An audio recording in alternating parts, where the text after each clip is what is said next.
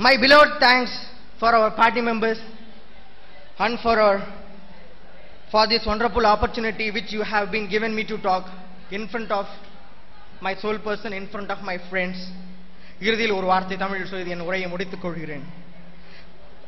நன்றாக கவனிக்கவும்.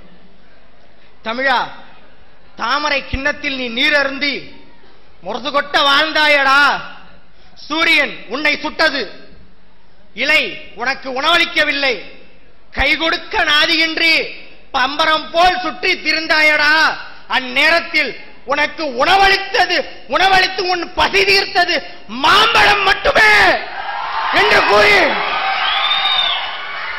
என் மாணவர்களே, என் வன்னியர் சொந்தங்களே, நிலவை பாருங்கள். என் வன்னியர் சொந்தங்களே, நிலவை பாருங்கள். இரவில் அது தேய்கிறது. அது வளரும் வரை காத்திரு. வளர்ந்த பின் சித்திரை நிலவு திருவிழாவில் சந்திக்கிறேன். நன்றி, வணக்கம். வணக்கம் ஐயா.